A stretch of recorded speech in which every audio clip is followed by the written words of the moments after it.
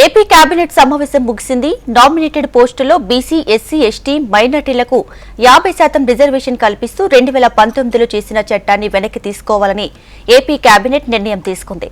గతంలో నామినేటెడ్ పదవుల రిజర్వేషన్ల కోసం తీసుకొచ్చిన జీవో నెంబర్ 77 రద్దు చేయాలని కేబినెట్ నిర్ణయం తీసుకుంది. దీనిపై లోటుపాట్లు సవరించి కొత్త చట్టం తెచ్చే ప్రతిపాదనపై కేబినెట్ చర్చించినట్లు తెలుస్తోంది. ఏపీ ప్రాజెక్టులు మినహా ఏపీ సీఆర్డీఏ చేపట్టే పనులకు టెండర్ల పరిమితి పెంపు కోసం నిబంధనల సవరణకు కేబినెట్లో ప్రతిపాదనలపై చర్చ జరిగినట్లు తెలుస్తోంది. దీంతో పాటుగా టీటీడీ పోర్టులో పనిచేసే వర్క్లను సూపర్వైజర్లుగా అప్గ్రేడ్ చేస్తూ కేబినెట్ నిర్ణయం తీసుకున్నట్లు తెలుస్తోంది. వీరిని సీనియర్ అసిస్టెంట్ క్యాడర్కు పదోన్నతి కల్పించే ప్రతిపాదనపై చర్చ జరిగినట్లు తెలుస్తోంది.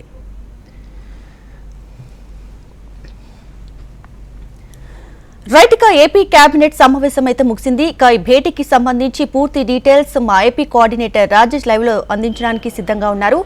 రాజేష్, చెప్పండి, ముఖ్యంగా ఈ సమావేశంలో ఎలాంటి అంశాలపై ప్రస్తావించారు?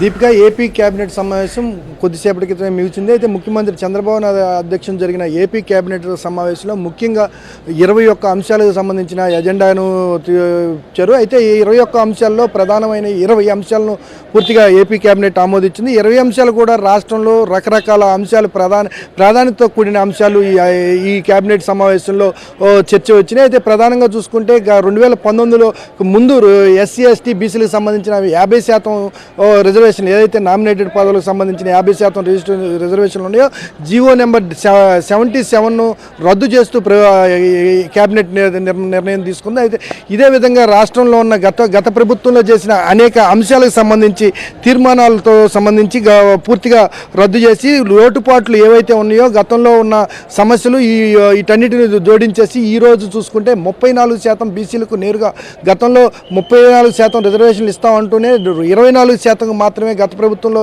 ఏ బీసీలకు రిజర్వేషన్ ఉండేది. అయితే అటువంటి రిజర్వేషన్ 10% పెంచుతూ 34% బీసీలకు స్పష్టమైన రిజర్వేషన్ అందే విధంగా ఏదైతే నామినేటెడ్ పదవులు ఉన్నాయో నామినేటెడ్ పదవులు అందే విధంగా ఈరోజు తీర్మానం చేశారు.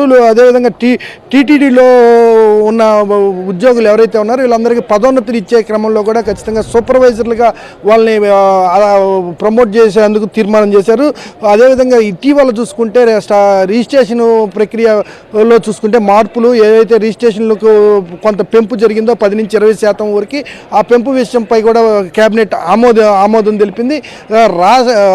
రాష్ట్రంలో ఉన్న పోలవరం ప్రాజెక్టు సంబంధించి ముఖ్యంగా చెప్పుకుంటే పోలవరం ప్రాజెక్టు సంబంధించి R&R విషయంలో కూడా గత ప్రభుత్వంలో నిర్లక్ష్యంలోనే R&R ఇవ్వకపోవడంతో ఆ R&R విషయంలో చాలా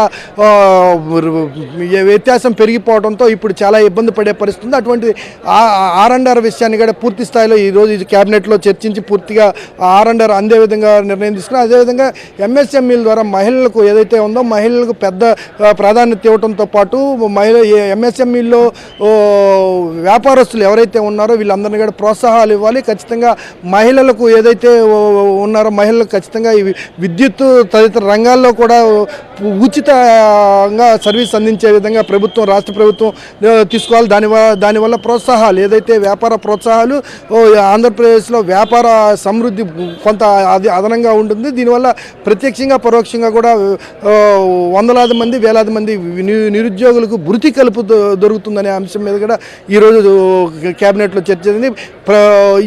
ఈరోజు కేబినెట్లో ఈ కీలకమైన అంశాలతో పాటు కేబినెట్ అనంతరం కూడా చాలా ముఖ్యమైన అంశాలు ఏవైతే ఎన్నికలకు ముందు ప్రజలకు హామీలు ఇచ్చారో ఈ హామీల మీద కూడా కొంత మేరకు చర్చ జరిగినట్టు కేబినెట్ ముగిసిన తర్వాత ముఖ్యమంత్రి చంద్రబాబు సమక్షంలో చర్చ జరిగినట్టు జరుగుతుంది. వీటన్నిటికి కూడా ఏదైతే ఫ్రీ బస్సు వ్యవహారం ఉంది ఈ ఫ్రీ బస్సు వ్యవహారంలో ఇప్పటివరకు మీనమేషాలు లెక్కిస్తున్నట్టు అదుగో ఇదిగో అన్న చెప్తున్నప్పటికి కూడా ఉగాది సమయానికి ఖచ్చితంగా ఫ్రీ బస్సు ప్రజలకు అందే విధంగా చర్యలు తీసుకోవాలనే అంశం మీద కూడా ముఖ్యమంత్రి ఈరోజు మంత్రులతో స్పష్టంగా గట్టిగా చెప్పినట్టు తెలుస్తుంది. దీంతో పాటు కూడా చూసుకుంటే రాష్ట్రంలో అమరావతి రాజధాని పనిలో నిర్మాణంలో కొనసాగుతున్న ఇప్పటివరకు నిర్మాణాలు చేపడుతున్న అంశాలకు మరికొన్ని అదనంగా నిర్మాణ పనులకు సంబంధించిన టెండర్లకు ప్రక్రియకు సంబంధించిన ఆమోదాలు కూడా ఈరోజు క్యాబినెట్లో ఆమోదం తెలిపినట్టు తెలుస్తుంది. 44,760 పైబడి అమరావతి నిర్మాణ పనులకు సంబంధించి ఈ క్యాబినెట్లో 15 అంశాలకు సంబంధించిన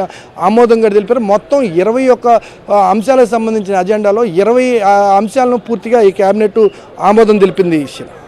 right, thanks for the updates Rajesh.